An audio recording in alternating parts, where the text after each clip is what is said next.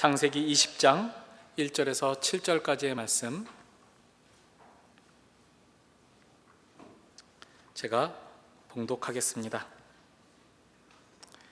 아브라함이 거기서 네게부 땅으로 옮겨가 가데스와 술 사이 그랄에 거류하며 그의 아내 사라를 자기 누이라 하였으므로 그랄 왕 아비멜렉이 사람을 보내어 사라를 데려갔더니 그 밤에 하나님이 아비멜렉에게 현몽하시고 그에게 이르시되 내가 데려간 이 여인으로 말미암아 내가 죽으리니 그는 남편이 있는 여자임이라. 아비멜렉이 그 여인을 가까이 하지 아니하였으므로 그가 대답하되 주여 주께서 의로운 백성도 멸하시나이까.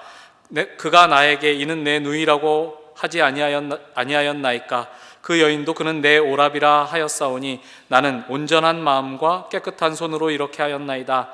하나님이 꿈에 또 그에게 이르시되 내가 온전한 마음으로 이렇게 한 줄을 나도 알았으므로 너를 막아 내게 범죄치 아니하게 하였나니 여인에게 가까이 하지 못하게 함이 이 때문이니라.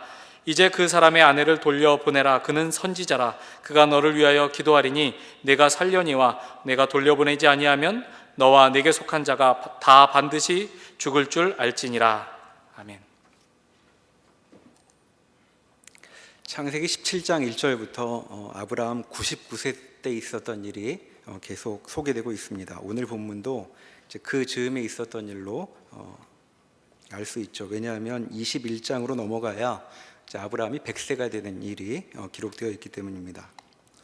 앞서 18장 10절 이하에 보면 여호와 하나님께서 천사들을 대동하고 아브라함께 찾아오셨는데 그때 내년 이맘때 내 아내 사라가 아들을 낳을 것이다, 이제 이렇게 말씀하셨죠. 정말 이제 때가 무르익고 있는 것 같습니다. 아브라함이 99세 때 하나님은 아브라함에게 2번이나 몸소 나타나셨죠.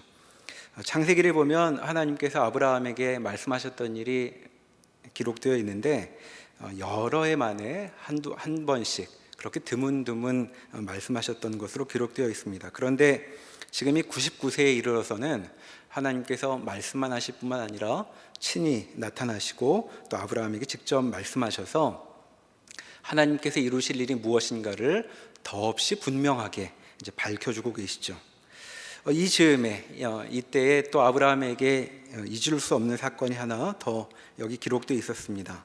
18장에서 우리가 본 것처럼 천사 둘을 대동하고 하나님께서 나타나셔서 아들을 낳을 것이라는 것 말고도 한 가지 용건을 더 아브라함에게 공개하셨죠. 그것은 소돔과 고모라를 심판하실 일이었습니다. 자, 이 말씀을 듣고 아브라함이 하나님께 말을 걸지요. 18장 23절에서 이렇게 말문을 열었습니다. 주께서 의인을 악인과 함께 멸하려 하시나이까. 이렇게 말씀드리고 그 대화가 여러 차례 주고받는 것을 우리가 보았습니다.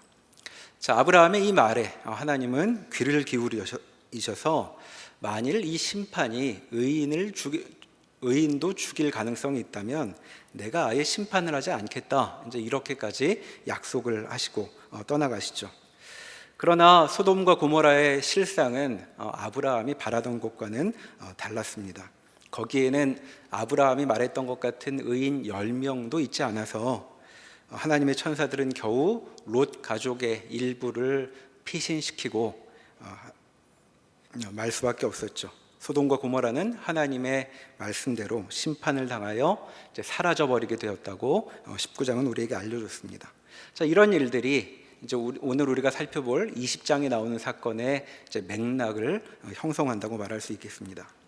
자, 20장 1절에 보면 무슨 일인지 아브라함은 거주지를 옮기게 되죠. 이제까지 어디에 살았었냐 하면 거기서라고 되어 있는데 그것은 이제 헤브론입니다.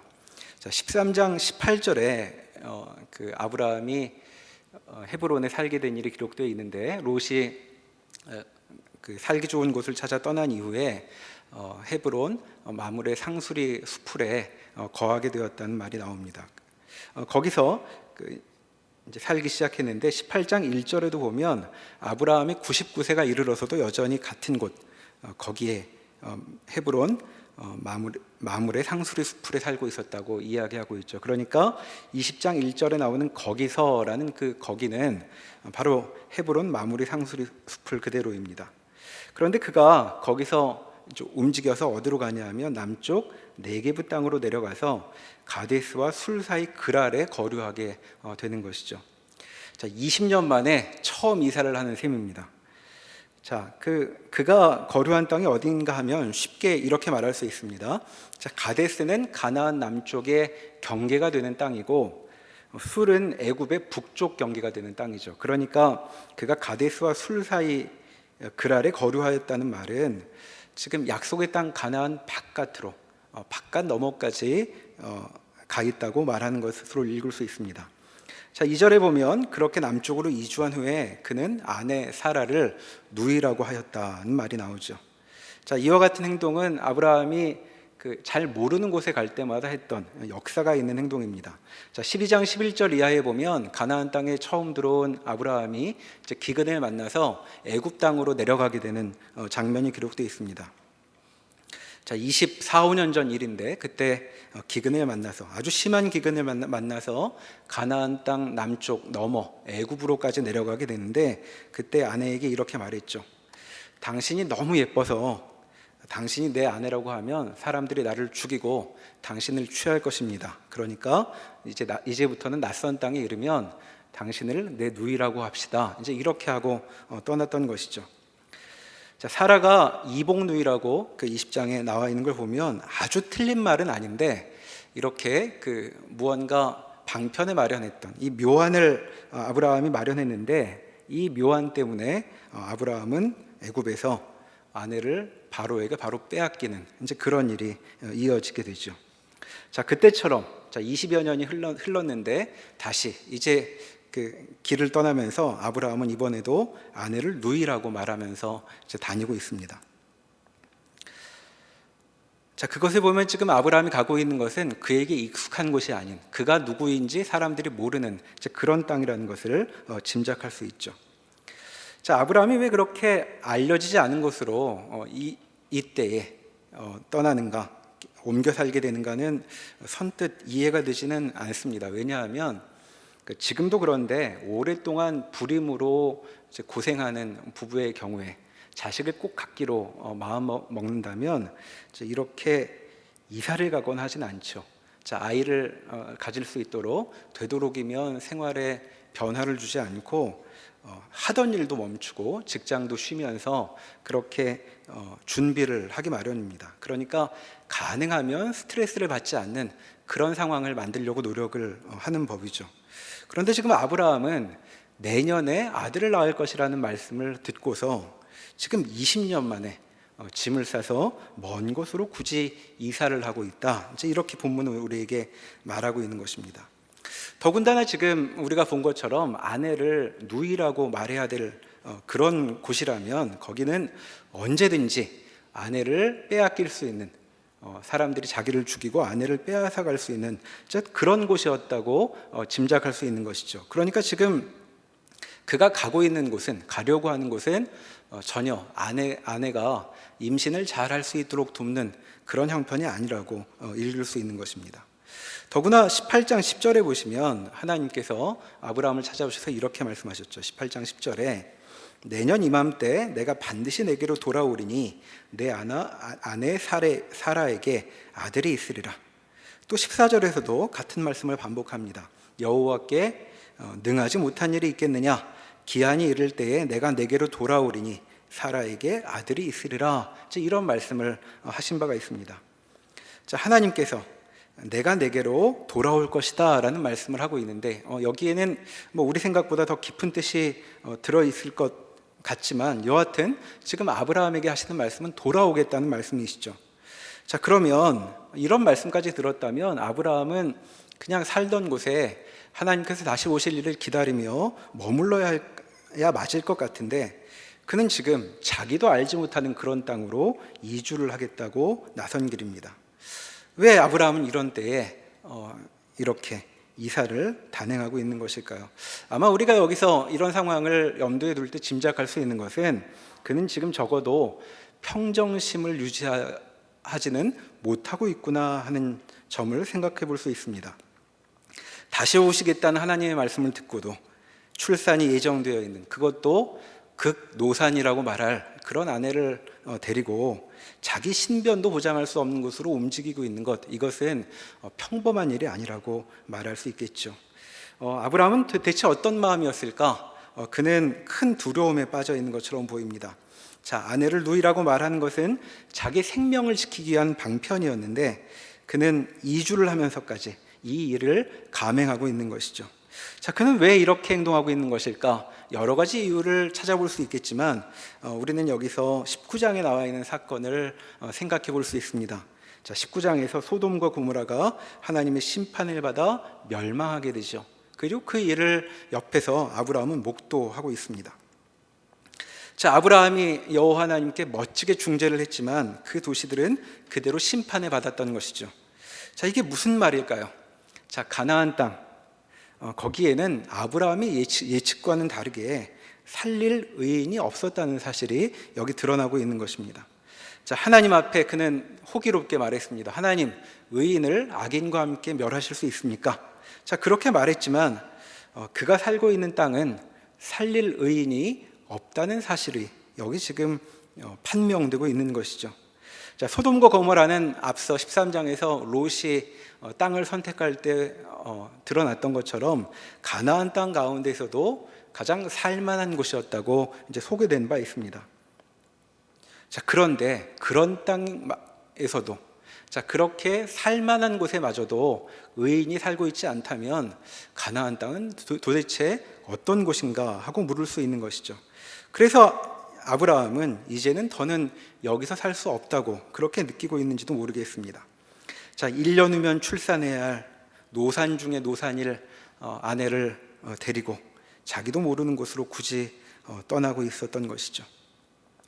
하나님이 주시겠다는 땅은 15장에 하나님께서 그렇게 말씀하신 바가 있는데 나중에 400년 후에 너희 자손이 이 땅에 들어오게 될 터인데 왜 그때에 들어올 수 있냐 하면 아직 이 땅이 심판에 어울릴 만큼 죄악이 차지 않았다, 이제 이렇게 말씀하셨던 바가 있죠. 그러니까 그때 그 상황에 이르진 않았지만 가나안 땅이 어떤 곳인지 아브라함은 실감하게 되었던 것 같습니다. 자, 그의 마음이 무엇인지는 모르겠으나 그는 이곳을 떠나 가족에게 좀 더 안전할 만한 곳을 찾는 건지도 모르겠죠. 자, 그러나 그가 살고 있는 땅이 무시무시한 땅이라는 것을 확인하긴 했지만 어디로 가야 할지는 아직 드러나 있지 않습니다. 살던 곳이 의인이 없는 곳이라면 갈 곳은 어떤 부류의 사람이 사는지 알 수 없는 그런 곳이었던 것이죠. 그러니까 지금 아브라함은 99세, 이제 100세를 앞두고 내가 어디서 살면 좋을까에 대해서 답을 찾을 수 없는 그런 상황에 놓였다고 말할 수 있겠습니다. 자, 그러면 이제 아브라함은 무슨 일을 겪게 될까? 이하의 내용에 이렇게 소개되고 있죠.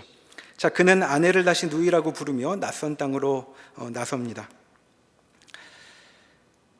자, 그것은 자기 목숨을 살리겠다는 이제 그런 방편이었는데 이렇게 아내를 누이라고 했던 것은 아내를 지키지 못하고 겨우 자신의 목숨 정도를 살리는 일로 이어지게 되죠. 자, 20년 전처럼 이번에도 아브라함은 사라를 빼앗기고 맙니다. 2절에 보면 아브라함은 아내 사라를 좀처럼 숨길 수가 없었던 것 같습니다. 자, 앞뒤 사정 같은 것은 말하지 않고 그 땅 그랄의 왕이 아브라함의 누이라는 사라를 왕궁으로 불러들였다, 이제 이렇게 기록되어 있죠. 자, 왕으로서 정당한 권리를 사용해서 이 여인을 첩으로 데려가겠다고 하고 있는 것입니다. 자, 90세에 이른 사라인데 대체 남자들 눈에 그렇게 띄었을까? 이런 생각도 들죠. 아마 굉장한 동안이었나? 이제 이런 생각을 해보게 됩니다. 자, 더구나 근데 동안이어도 그렇지 18장 11절에 보면 사라는 생리도 끝난 상태였다고 말하죠. 자, 생리가 끝날 때 생기는 현상이 바로 갱년기 아니겠습니까? 자, 갱년기에는 피부도 푸석푸석해지고 몸이 예전 같지 않아지는 것이죠. 자, 그런데 지금 사라는 어떤 말씀을 들었냐 하면 내년 이맘때에는 아이를 낳을 것이다, 이런 얘기를 들었습니다. 그러면 이 즈음에 사라의 상태는 어땠을까요? 아마 갱년기를 거꾸로 경험하는 것 같은 일을 겪었는지도 모르겠습니다. 없던 윤기도 생겨나고 피부도 살아나고 홍조를 띠게 되는 이제 그런 면모를 띄었는지도 모르겠죠. 아마 곧 임신을 해야 할 터이니 안 나오던 여성 호르몬도 충분히 나오기 시작했을 것이라고 짐작해 볼 수 있습니다. 자, 그래서였는지 우리가 다 알지 못하지만 그랄 사람들의 눈에 띄었고 이제 왕이 직접 그를 불러들이고 있는 것이죠. 자, 그런데 이제 문제가 생깁니다. 왜냐하면 그랄 왕이 첩을 맞이하면서 무슨 플라토닉 러브 같은 걸 하겠다는 생각은 아니었겠죠. 자, 이제 사라는 남편이 아닌 남자와 밤을 보내게 될 것입니다. 자, 그것은 하나님의 약속이 최대의 위기에 봉착했다는 것을 뜻하는 것이죠. 자, 만약 이 왕과 밤을 보내고 난 다음에 사라가 임신을 하게 되면 과연 그 아이가 누구의 아이일까에 대해 우리는 알 수 없게 될 것입니다. 자, 이런 점에서 20장 사건은 21장으로 넘어가기 전에 하나님의 약속이 과연 이루어질 수 있는가에 대한 아주 중대한 위기에 봉착한 그런 장면을 우리에게 보여주고 있는 것이죠. 자, 그래서 3절에 이제 이렇게 이야기가 이어집니다. 그 밤에 하나님이 아비멜렉에게 현몽하셨다. 자, 꿈에 나타나셨다는 것이죠. 자, 그 밤은 어떤 밤일까요? 사라를 데려간 바로 그 밤입니다. 자, 사라가 이른 바 승은을 입기 전 바로 그 직전에 하나님께서 개입하고 계신 것이죠. 자, 아마도 왕 아비멜렉은 이제 새로 맞은 여인과 밤을 보낼 생각이었을 것입니다. 자, 그런데 그가 만난 이는 마음을 설레게 하던 여인이 아니고 하나님이셨던 것이죠. 자, 3절에 보면 하나님이 그의 꿈에 나타나서 이렇게 말씀하십니다. 너는 죽을 것이다. 내가 이 밤에 마음을 설레며 맞이하려고 하는 그 여인 때문에 너는 죽을 것이다. 그 여인은 남편이 있는 여자이다. 이렇게 말씀하시고 있는 것이죠. 자, 남편이 있는 여자를 만난다는 것, 자, 이것이 뭐냐면 간음입니다. 그런데 당시 상황을 보면 이 간음은 굉장히 중대한 죄로 여겨졌다고 알려져 있습니다. 그래서 이 말씀을 듣고 자기가 지금 벌이게 될 일의 중대성을 아비멜렉이 알아차리고 있죠. 자, 그래서 하나님께 이 일의 중대성을 느끼면서 자신의 무죄를 소명하고 있습니다. 4절과 5절을 다시 보시면 이렇게 말하죠. 아비멜렉이 그 여인을 가까이 하지 아니하였으므로 그가 대답하되 주여 주께서 의로운 백성도 멸하시나이까. 그가 나에게 이는 내 누이라고 하지 아니하였나이까. 그 여인도 그는 내 오랍이라 하였사오니 나는 온전한 마음과 깨끗한 손으로 이렇게 하였나이다. 주여 주께서 의로운 백성도 멸하시나이까. 자, 여기서 들어본 말 아닙니까? 18장 23절에 아브라함이 여호와 하나님께 했던 바로 그 말입니다. 거기서 주께서 의인을 악인과 함께 멸하려 하시나이까 이렇게 말했었죠. 자, 사실 아브라함은 거기 그런 사람이 있는지 없는지 모르고 넘겨짚으며 한 말이었습니다. 그런데 여기 이 땅에는 정말 그런 사람이 있었던 모양이죠. 자, 그랄 왕이 의식적으로 하나님을 섬겼던 것 같지는 않지만 적어도 그는 자신에게 죄를 물으시는 하나님께 자신은 세상의 창조주의 방식대로 그분이 정하신 삶의 방식을 준수하며 살아오고 있었다고 이제 그렇게 말하고 있는 것입니다. 자, 그래서 여기 지금 의인과 하나님 사이의 대화가 이어지게 되는 것이죠. 6절에 하나님께서 이렇게 말씀하십니다.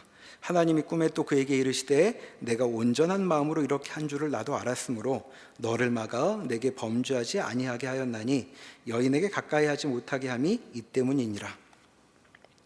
자, 이런 말씀이시죠. 내가 안다, 너 무죄한 거. 내가 그렇게 죄를 멀리하며 조심스럽게 살았다는 것을 알고 있기 때문에 그래서 내가 여기 온 것 아니냐. 너를 막아 죄를 짓지 않게 하려고 한다. 지금 그렇게 말씀하고 있는 것이죠. 자, 그러니까 하나님은 지금 내가 온전한 마음으로 살아가고 있는 일을 계속할 수 있도록 너를 돕기 위해 여기 와 있다. 이렇게 말씀하시는 것입니다. 자, 흥미로운 장면입니다. 아브라함은 하나님의 약속에 부합하게 행동한 것으로 보이지 않는데 여기 오히려 아브라함보다 훨씬 멋진 인물이 등장하고 있죠. 그는 하나님과 언약 관계라는 특별한 관계에 있지 않은 그 관계 바깥에 있는 사람이었습니다.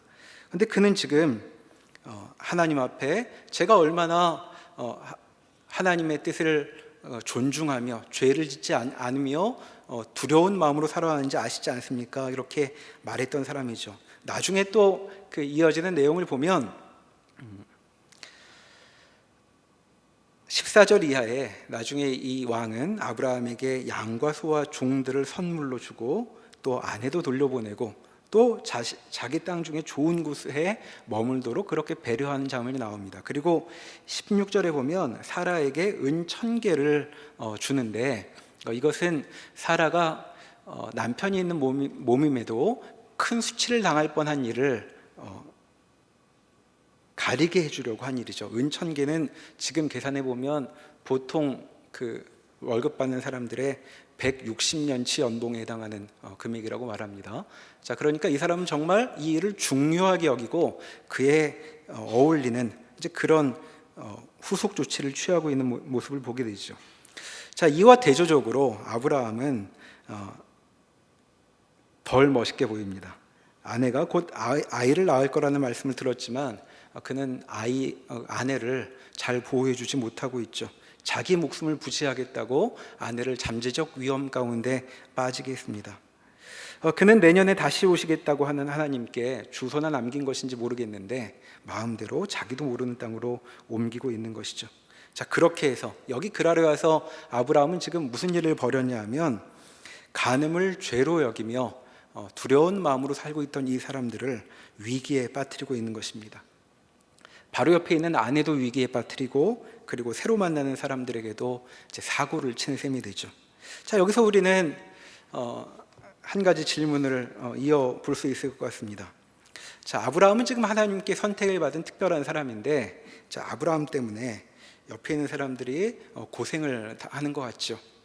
자, 아내도 고생이고 여기 지금 그랄 사람들도 나라 전체에 어려움이 임하였다고 말합니다.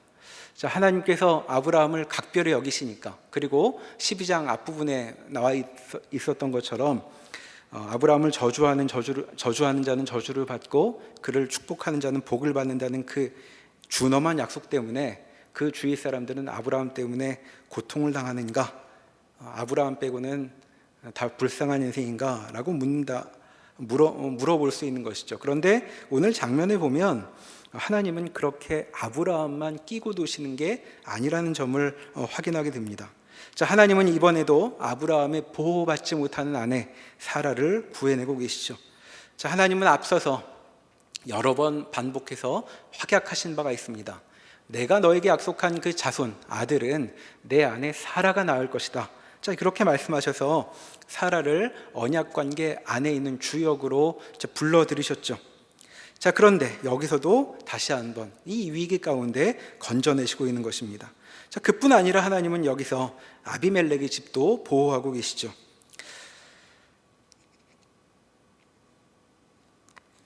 아브라함은 자기 마음에 원하는 대로 여기저기 휘젓고 다니고 있는 것 같은데 하나님은 아브라함만 보호하고 나머지는 신경을 끄고 계신 것이 아니라는 점을 보게 되는 것입니다.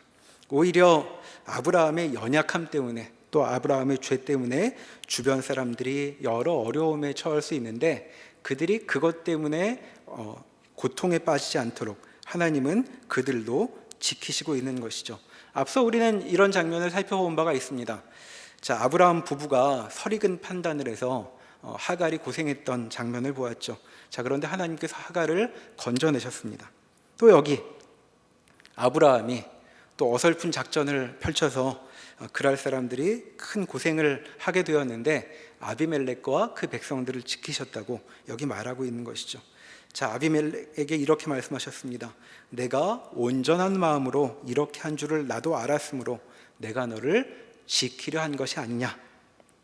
자, 그래서 어서 그 여인을 돌려보내라고 7절에 하나님께서 말씀하시죠. 자, 8절에 보면 아비멜렉은 다음날 아침 일찍이 신하들을 불러드립니다. 자, 일의 자초지종을 듣고 나서 그의 신하들은 심히 두려워하였다라고 여기 기록되어 있죠. 자, 그 왕의 그 신하들인 것 같습니다. 자, 왕이 두려워하는 일을 신하들도 두려워하고 있죠. 자, 이들은 죄를 짓고도 무사할 것이라고 생각하지 않고 있습니다. 오히려 우리의 태도와도 많이 다른 것 같죠. 우리는 죄를 짓고 이렇게 두려워하는 적이 잘 없기 때문입니다. 자, 9절 이하에 보면 아비멜렉이 아브라함을 불러 꾸짖습니다. 9절과 10절에 보시면 아비멜렉이 아브라함을 불러서 그에게 이르되 내가 어찌하여 우리에게 이렇게 하느냐? 내가 무슨 죄를 내게 범하였기에 내가 나와 내 나라가 큰 죄에 빠질 뻔하게 하였느냐? 내가 합당하지 아니한 일을 내게 행하였도다 하고 아비멜렉이 또 아브라함에게 이르되 내가 무슨 뜻으로 이렇게 하였느냐? 계속 묻고 있죠. 내가 어찌하여 우리에게 이렇게 하였느냐? 무슨 뜻으로 우리에게 이렇게 하였느냐? 자, 아브라함이 11절에 이렇게 답합니다. 이곳에서는 하나님을 두려워함이 없으니 내 아내로 말미암아 사람들이 나를 죽일까 생각하였음이요. 자, 아브라함은 그렇게 생각했다는 것이죠. 자, 그런데 이것은 잘못된 판단이었습니다. 그리고 이 일 때문에 여럿 망할 뻔하게 된 것이죠. 자, 그간 아브라함은 하나님의 말씀을 따라 낯선 땅에 들어와 오랫동안 살아왔습니다. 그래서 처음부터 이런 곳에서 어떻게 살면 좋을지 생존하는 법을 고심했던 것 같죠.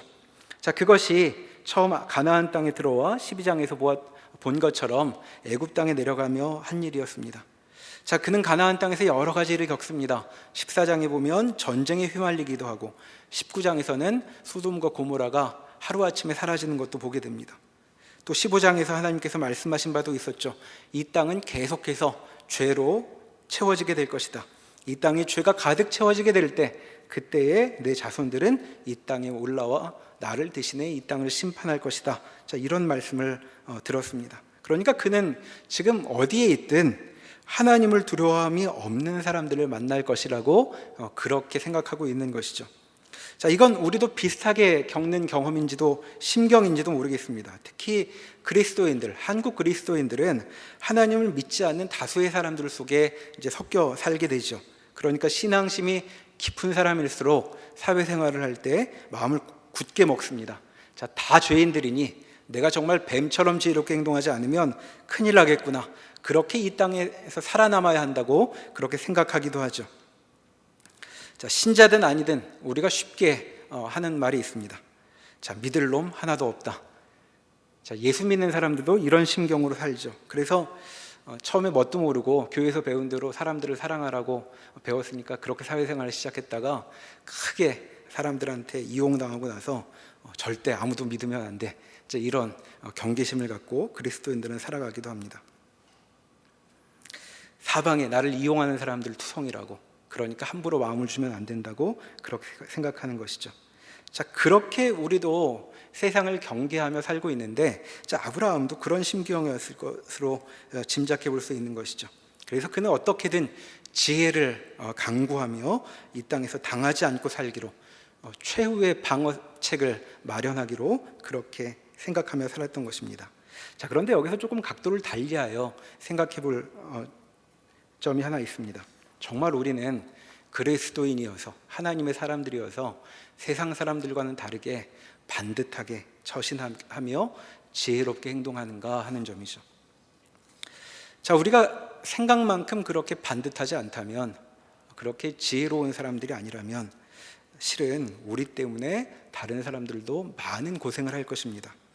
자, 내 무능함, 불찰, 그리고 욕심, 이런 것들은 우리 주위에 큰 짐이 되는 것이죠. 바로 그런 현장이 여기 20장에 담겨 있는 것으로 보입니다. 여기 아브라함 때문에 죽을 뻔한 사람들이 여기저기에 나타나고 있는 것이죠. 자, 하나님은 처음부터 아브라함 편이시긴 했습니다. 그러면 그만 잘 되면, 아브라함만 잘 되면 그 주인은 어떻게 되든 상관이 없다고 그렇게 여기시는 분인가? 성경은 하나님이 그런 분이 아니라고 말하고 있습니다. 자, 아비멜렉에게 말씀하셨죠. 나는 내가 온전한 마음으로 살아왔다는 것을 잘 알고 있다. 자, 이것은 하나님이 아브라함과도 하신 적이 없는 아주 특별한 관계를 보여주고 있습니다. 물론 화제의 중심은 아브라함이긴 했지만 아브라함은 못 알아듣고 하나님하고 아비멜렉만 서로 알아들을 법한 그런 대화가 여기 나오는 것이죠. 하나님, 제가 하나님 두려워하는 것 아시잖아요. 알지. 그래서 내가 온 거 아니냐. 지금 이런 대화가 이어지고 있는 것이죠. 자, 여기서 보듯 하나님은 모든 사람에게 좋은 분이라고 말할 수 있겠습니다. 자, 누구를 더 사랑하기 때문에 나머지는 버리는 그런 분이 아니십니다. 자, 우리의 시야를 그래서 좀 넓혀보면 좋겠습니다. 하나님은 우리만의 하나님이 아니십니다. 자, 우리는 여기까지 살아올 때까지, 여기에 이를 때까지 얼마나 많은 사람들에게 짐이 되었을까요? 자, 세상에는 여기 아비멜렉처럼 성실하게 반듯하게 살아가는 사람들이 여전히 많이 있습니다. 자, 그렇게 성실하게 살아가는 사람들이 교회 밖에도 많이 있는데, 우리 그리스도인들은 그들의 온전함을 무색하게 만드는 일들을 많이 벌이죠. 자, 이런 예를 들어볼 수 있겠습니다. 자, 시험 전날 그동안 공부 안 했던 한 그리스도인이 진실한 마음으로 기도합니다. 하나님, 저 좀 살려주십시오. 제가 지금 시간이 별로 없으니 5개만 찍어서 공부를 하겠습니다. 내일 시험은 전부 여기서 나오게 해주신다면 주님, 제가 주님을 더욱 사랑하겠습니다. 자, 이런 기도 해보신 적 있으십니까? 자, 이렇게 기도하면 때로 응답해 주십니다. 늘은 아니고 심지어 A+를 맞기도 합니다. 자, 그런데 여기서 생각을 한번 해보시죠. 근데 우리 주위에는 이렇게 든든한 백이 없는 친구들도 많이 있습니다. 나처럼 머리가 약삭빠르게 돌아가지도 않아서 시험 범위 다 공부하느라 진이 다 빠진 그런 친구들이 있죠. 자, 그런 친구들은 어떻게 될까요? 내 기도 응답해 주신 바람에 인생을 망치게 될까요? 자, 우리는 그런 친구들의 눈물에 아랑곳하지 않고 내가 받은 A학점을 간증거리로 삼기도 하죠. 자, 그러나 그런 정도에만 머물고 만다면 우리는 하나님이 아비멜렉하고 하신 것 같은 대화의 상대자는 들을 수 없을 것입니다. 자, 하나님은 아비멜렉 같은 사람을 그냥 내버리시지 않습니다. 하나님은 그들에게도 여전히 하나님이셔서 우리하고는, 그 수준에 이르지 못한 우리하고는 나눌 수 없는 이야기를 그들과 나누시는지도 모르겠습니다. 내가 너 그렇게 수고한 것 다 알고 있다. 자, 그런 말씀이 그들에게 주어지고 있는 것이죠. 그러니까 그리스도인으로 산다는 것은 나 하나 잘 살아보겠다고 하나님 앞에 울고불고 떼쓰면서 좋은 것을 쟁취해내고야만은 그렇게 좁은 것이라고 말할 수 없는 것입니다. 우리 하나님이 그런 하나님이 아니시기 때문이죠. 우리는 우리의 이기심, 우리의 어리석음, 무신경함에 시달리고 우리 때문에 기회를 빼앗기는 많은 사람들을 기억해야 합니다. 자, 그들도 하나님이 아끼고 계시죠. 자, 그러니까 우리는 세상을 적으로만 삼을 수 없는 것입니다. 그러니 세상을 바라볼 때 우리는 미안함과 그리고 고마움으로 그곳을 바라보고 그곳에 있는 사람들을 떠올려야 맞는 것이죠. 자, 우리 주위에 우리의 아비멜렉은 누구일까 한번 떠올려 보면 좋겠습니다. 자, 이런 점을 생각해야 하나님께서 이제 이 일에서 아브라함에게 맡기시는 역할을 이해할 준비가 되는 셈입니다. 자, 7절에서 하나님은 아비멜렉에게 이렇게 이 일의 해결책을 말씀하셨죠. 자, 7절을 다시 한번 보겠습니다. 이제 그 사람의 아내를 돌려보내라. 그는 선지자라. 그가 너를 위하여 기도하리니 내가 살려니와 내가 돌려보내지 아니하면 너와 내게 속한 자가 다 반드시 죽을 줄 알지니라. 자, 그는 선지자라. 그가 너를 위하여 기도하면 내가 살 것이다. 이렇게 말씀하고 계시죠. 자, 아주 이상스러운 표현입니다. 자, 그랄 왕 입장에서 보면 어디 날강도 같은 게 나타나가지고 자기를 속였던 것이죠. 그래서 자칫 잘못하면 죽을 뻔했는데 하나님은 그런 자를 지금 선지자라고 부르고 있습니다. 그리고 그가 기도해야 아비멜렉이 살 것이라고 말씀하고 계시죠. 그리고 17절 18절에 보면 정말 아브라함이 기도하니까 아비멜렉 궁전에 임했던 불임이 그치게 되었다라고 말하고 있습니다. 세상에 무슨 선지자가 이런 선지자가 있을까 싶은 생각이 들죠. 자, 우리 생각의 선지자는 여느 사람과는 다른 안목을 갖고 사태를 깊은 눈으로 바라보고 행동도 더 반듯하고 진중한 사람일 것이라고 생각을 합니다.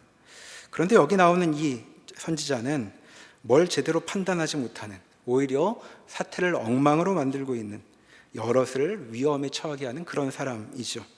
자, 그런데 성경을 보면 선지자란 말이 여기 처음 나옵니다.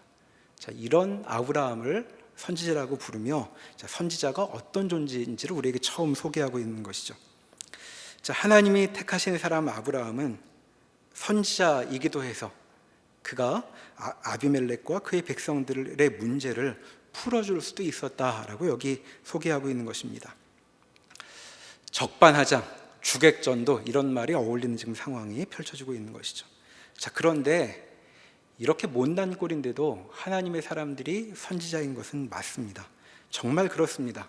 자, 그들은 뭘 잘하는 사람들이 아닙니다. 아니, 여기 보이는 것처럼 평균에도 못 미치는 그런 존재들이기도 하죠. 특별히 중요한 순간이면 늘 판단 미스를 해서 상황을 더 엉망으로 만들기도 합니다. 자, 우리 모습 같지 않습니까? 하나님 믿는데 일마다 엉망으로 만드는 우리. 자, 우리가 누구라고 불리고 있냐면 선지자라고 불리고 있는 것입니다. 이상스럽게도 하나님은 이런 사람들에게 여러 사람의 행복을 맡겨놓고 계시죠.